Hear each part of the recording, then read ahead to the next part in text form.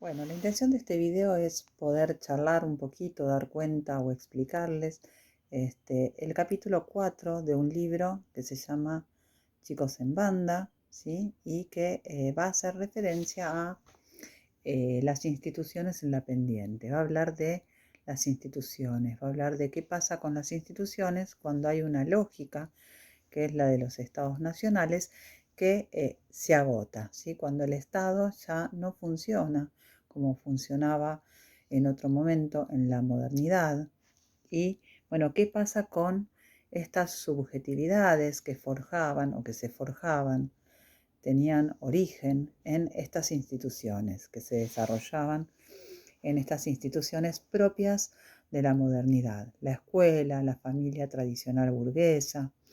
Bueno, en este sentido, lo primero que plantean las autoras, Corea y Duchaski, es empezar por recuperar algunas de estas ideas que nosotros trabajamos cuando nos referimos a la constitución subjetiva del niño. Allí nosotros partíamos de considerar a esta constitución no como un hecho que pudiésemos pensar determinado naturalmente, sino como un proceso que requería necesariamente de el vínculo con un otro, de un vínculo con un otro, de una relación simbólica. La constitución del sujeto la pensamos como un hecho simbólico y cultural, posibilitado justamente por un encuentro con un otro que va a ser condición y posibilidad de que exista esa constitución subjetiva, de que un sujeto se constituya. Que se constituya o no es sí o sí, ¿sí? Que se logre constituir un sujeto es sí o sí con el otro. La constitución se encontraba entonces mediada por funciones. Habíamos visto que la función materna, la función paterna y la función del campo social tenían un lugar central como posibilitadores de esa constitución, de que esa constitución fuera posible. Función materna y función paterna que tenemos en principio que diferenciar de lo que sería el padre o la madre biológicos, sino que vamos a pensar como funciones o lugares simbólicos encarnados, o sea que quien encarna estas funciones encarna la función que implica ser capaz de sostener a un sujeto, de alojarlo en su deseo, de libidinizarlo, poniendo en marcha o posibilitando la constitución de su psiquismo. Función materna que va a estar ligada, vimos nosotros, a el ejercicio de una violencia simbólica primaria, ya que la madre va a ser quien interprete o codifique el llanto del niño, significándolo. Entonces decimos que es en este encuentro que este otro va a introducir algo diferente de el orden biológico, algo distinto de lo biológico, ligado a la posibilidad de instalación del sujeto en la sexualidad.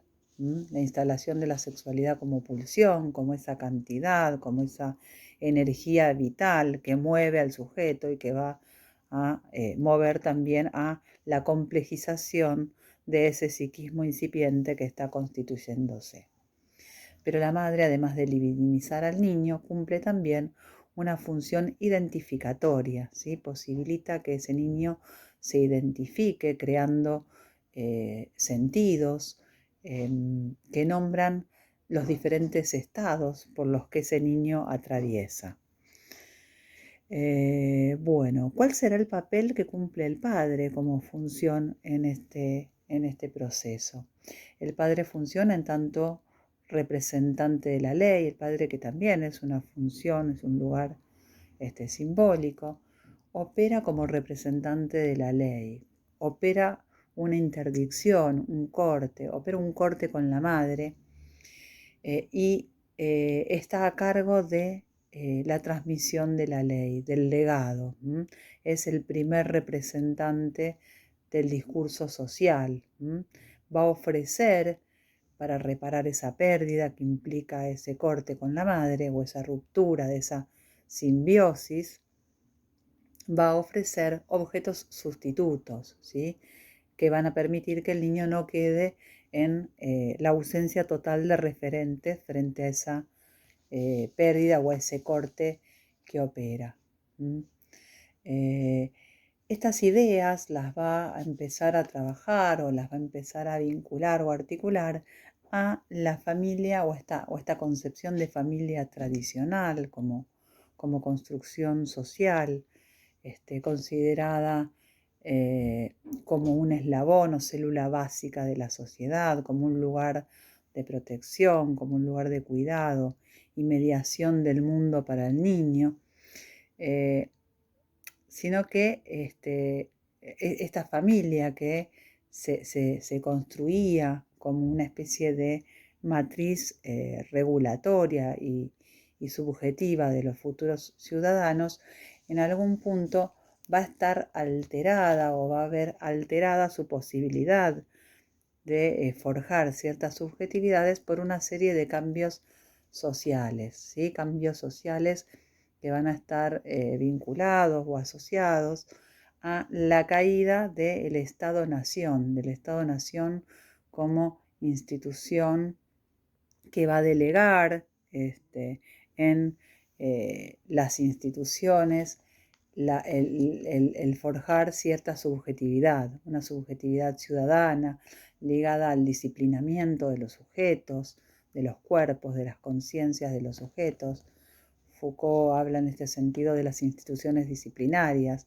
Bueno, los cambios sociales van a estar ligados a la caída de esta lógica del Estado-Nación y va a conllevar o va a traer como consecuencia que se alteren ciertos modelos como el de estas familias tradicionales, ¿sí? Basadas en un orden jerárquico. Estos modelos paterno-filiales, como menciona el texto, se van a ver alterados por los cambios en las sociedades, cambios que van a estar ligados a factores como pueden ser las condiciones laborales, nuevas condiciones laborales o el desempleo, la incertidumbre que surge respecto a aquello que es el futuro más próximo, la ausencia de ciertas protecciones sociales que antes estaban y ya no están, el borramiento o el desdibujamiento de ciertas fronteras que separaban a las generaciones, el adolescente del adulto, del niño, el pasaje que se da del saber a la información, entre otros cambios, ¿no? Todos estos cambios, con estos cambios van a surgir, según plantea el texto, nuevas formas de familia y nuevas formas de sujetos, digamos, nuevas subjetividades, ¿sí? Nuevas formas de familia que rompen este modelo tradicional, paterno-filial, y esto va a dar lugar a formas de subjetivación, a subjetividades nuevas y diferentes. Habrá que pensar entonces o repensar esta categoría de familia, ya que van a surgir nuevas maneras de vincularse que van a poner en juego la eficacia de las figuras portadoras de esta autoridad simbólica. Este dispositivo tradicional de familia, va a plantear la autora, que está agotado en su función de patrón referencial estable. Esto va a dar lugar a diferentes modos de subjetivación, a modalidades subjetivas que la autora va a nombrar como la desubjetivación, la resistencia o la invención. Y va a trabajar estas tres categorías, intentando explicarlas, intentando definirlas, ¿sí? Una desubjetivación que no la podemos explicar o pensar o entender como absoluta, porque estaríamos planteando que no habría allí un sujeto, sino que cuando nos referimos a la desubjetivación, no es a esto a lo que hacemos referencia, sino que hay en la desubjetivación una forma de sujetarse al otro que es precaria, que está ligada más bien a la imposibilidad, al no poder hacer, a, a un sujeto que queda de alguna manera a merced de lo que acontece y que no puede hacer nada con o frente a determinada situación, ¿sí? Imposibilitado. Es en la página 73 que va a definir o va a dar una definición de subjetivación. Bien, vamos a leer la definición. Va a plantear que la desubjetivación, nos habla de un modo de habitar la situación marcada por la imposibilidad, por el quedar a merced de lo que acontezca, habiendo minimizado al máximo la posibilidad de decir que no. Se trata, va a decir la autora, de un modo que despoja al sujeto de la posibilidad de decidir, de la posibilidad de decisión y de la responsabilidad. En este sentido, la autora va a hacer referencia a un conjunto de situaciones de desamparo, un conjunto de situaciones de exclusión social, de desamparo social y de desamparo económico, en las que el sujeto se encuentra imposibilitado y a merced de aquello que acontece, sin relación a un otro que le permita o sin relación a un otro que le posibilite hacer otra cosa con aquello que acontece. Es un lugar de muchísima fragilidad subjetiva. En el entorno familiar aparece esta idea de la simetrización, ¿sí? Se desdibuja esa simetría de lugares o aparece este cambio que tiene que ver con la simetrización, con la indiferenciación de los lugares tradicionales, ¿sí? Madre, hijo, padre, con la consecuente disolución de estos lugares de protección y de autoridad que antes estaban a cargo de estos adultos, ¿sí? Y esto constituye condiciones de desubjetivación, la pérdida de estos lugares de protección, de autoridad, los podemos pensar en el entorno familiar como constituyendo condiciones de desubjetivación ligadas a la pérdida de referentes, ¿sí? Estos referentes adultos en los cuales el sujeto podía de alguna manera anclar, estas referentes que tenían que ver con lo prohibido, con lo permitido, con lo legal, con lo ilegal, ¿sí? Esta ausencia de sostén, de protección del adulto hacia el niño. Otra forma de subjetividad que va a trabajar la autora es la que va a nombrar como resistencia, ¿sí? Que en la familia aparece como impidiendo o no pudiendo soltar al niño ni pudiendo prepararlo para su entrada al mundo social, ¿sí? Son familias que se resisten al cambio, que se muestran resistentes al cambio, que guardan al niño, que lo retienen o lo sostienen en un universo o en un mundo endogámico. Es una resistencia que se presenta de alguna manera como una actitud de defensa frente a los riesgos que acechan a la existencia.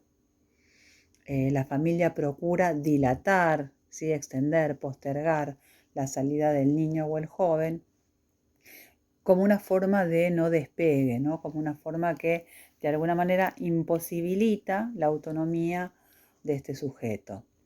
Otra forma de subjetivación a la que se va a referir la autora es la invención.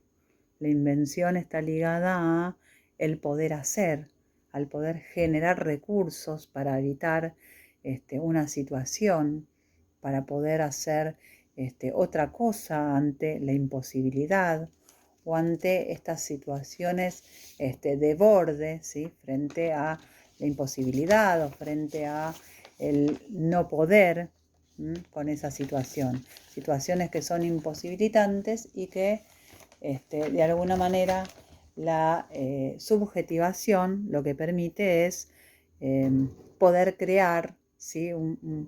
Una situación habitable, una situación vivible.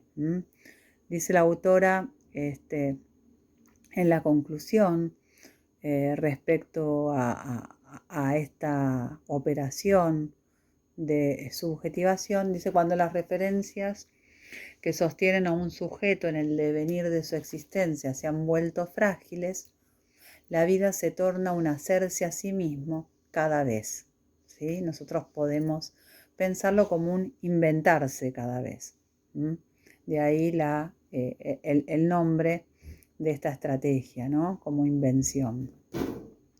Estas formas de subjetivación va a empezar la autora a vincularla a las instituciones, y dentro de las instituciones va a referirse o va a tomar especialmente a la escuela como institución. Y allí se va a interrogar acerca de la posición de la escuela ante jóvenes que viven en condiciones de expulsión social, de exclusión social. Y va a retomar en ese sentido, para pensar a la escuela, estas tres categorías que ya estuvimos explicando: la de subjetivación, la resistencia y la invención. ¿Para qué? Para analizar diferentes maneras de poder evitar la caída del dispositivo pedagógico moderno. Cuando nos referimos a la destitución simbólica de la escuela, hablamos de la capacidad de producir esta subjetividad moderna que está agotada. Cuando nos referimos a la destitución, hablamos del agotamiento de las posibilidades que tiene la escuela, entonces, de producir una subjetividad moderna. Esto han desaparecido ciertos tipos de subjetividades que antes se forjaban en estas instituciones. Y la destitución puede, según nos explica la autora, ser procesada o ser habitada en donde tienen que crearse nuevas formas de habitar este escenario complejo.